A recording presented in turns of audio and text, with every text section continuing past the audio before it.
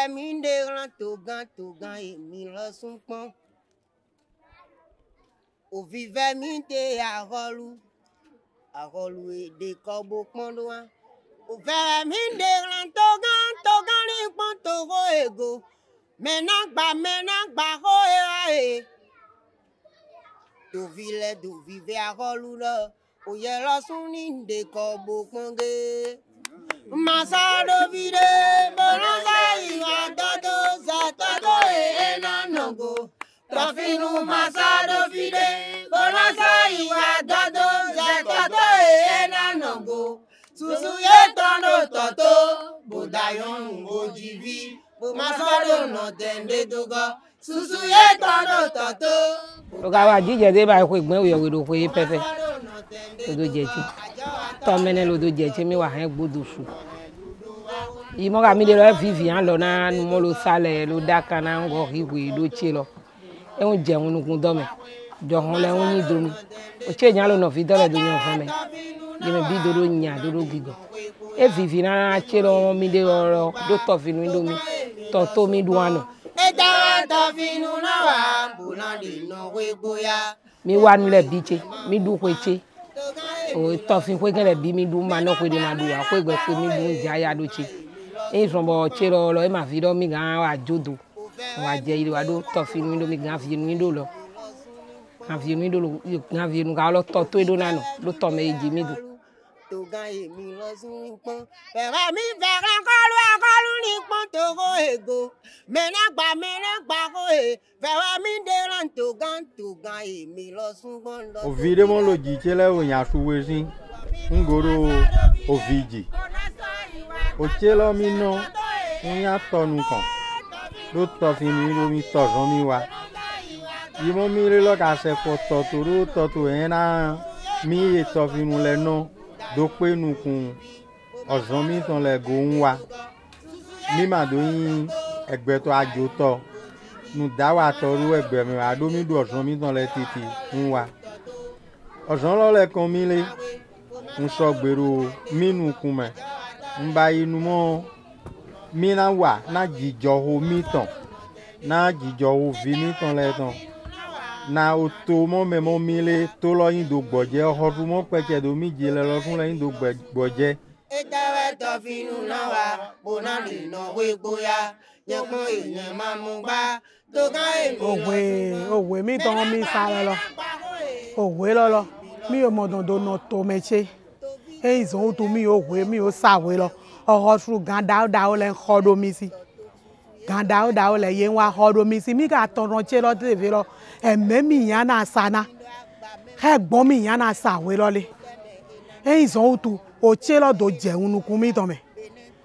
mi doro owe lo saro to meche e ine gan le wa ye mo mi no topa yen wa ho we lo do mi si amu de mo e ho we lo do mi si lo ye lo fun yan sin e jeun me de vo le wa ye o wa ho ni ine e mi ka go toran che yin aje ile fo e mi o na mo sale e izon du che lo do jeun ami mi o che te de vie e de mi ayi mu no fi de che de vie e de mi o nu kon yan di me mi o nu kon yan di me e izon du che lo do jeun ami mi lo we sa do che ajo wa to le do toto bono hen dudu wa we ajo wa to le do toto bono hen dudu wa we.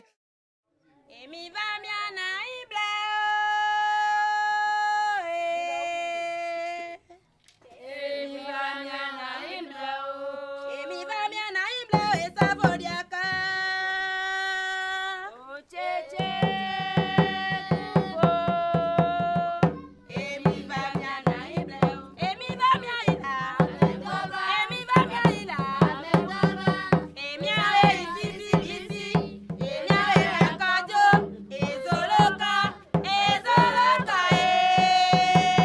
Et pourquoi cette opération de numérotation? Nous savons que la loi protège les communautés au Bénin jusque dans leur milieu et cadre de vie. Les accords et traités internationaux renforcent ces droits à eux conférés par la loi.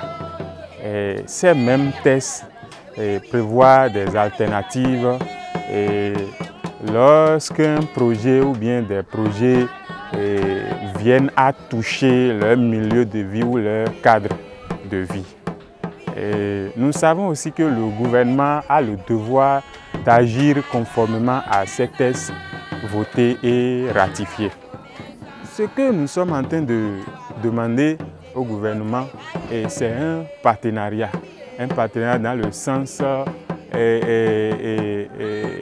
partenariat gagnant-gagnant, c'est-à-dire pas un déplacement comme nous entendons ou bien comme nous, les gens nous le disent, pas un déplacement, pas un déguerpissement, mais un partenariat.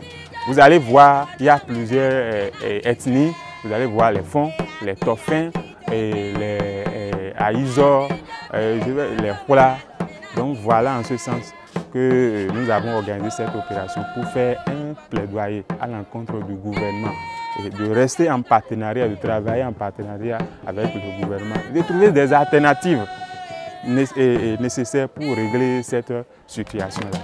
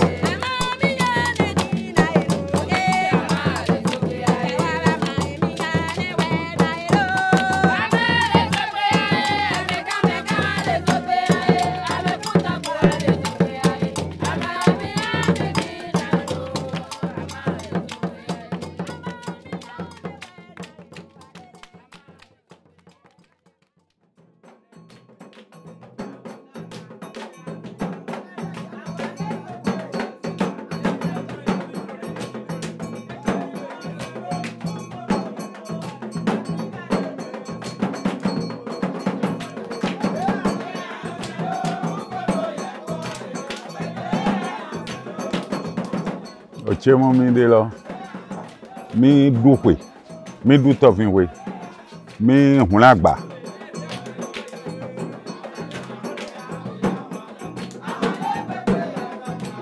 ofi mi no le lo ye ho bolu che me sunsun din ru bolu ye ho me o je ye ho gan le lo me mi no le se fun mi no ma yan so me le di me po.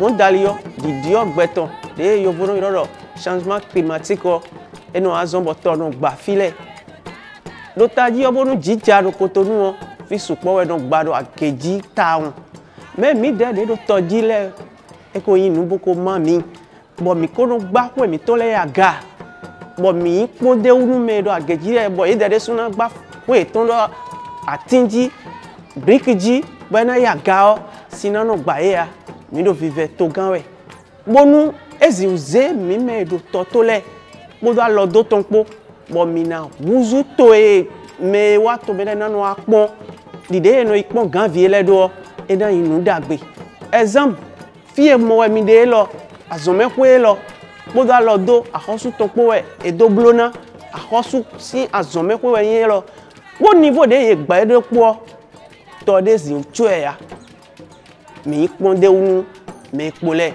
bonu ahosu ni dalo mi bonu to mi ton complet o mi me do to to do Cotonou bo ye do rido na be bi sin le o ye ni ma be bi sin o ye ni ze mi do ruzu fie jono wa to me ye yo vo do si touristique ye ni ze mi do ruzu fie de le no no mo gan vie le bi we ko do to fi hoso ni dalo mi onu ko ye ni tinu mi.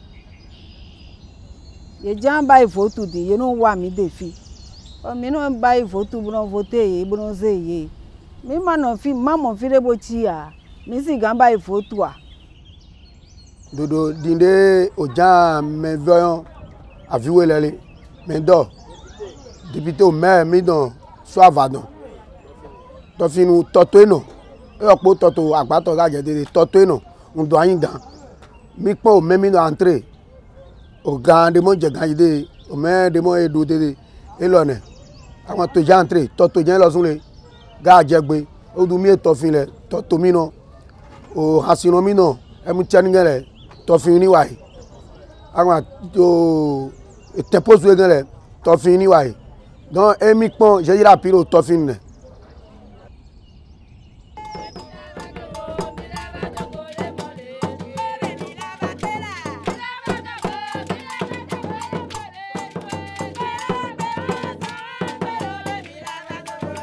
na ayi mlo fire ma wande eluwa o fi to le lo jijo o fa mi to le bi le po lo jijo o do di me nde ma wa lo wa amo lo do ye iduro che lo yi ayi mlo fire ye do ayi mlo fire ma gbe omlo do wa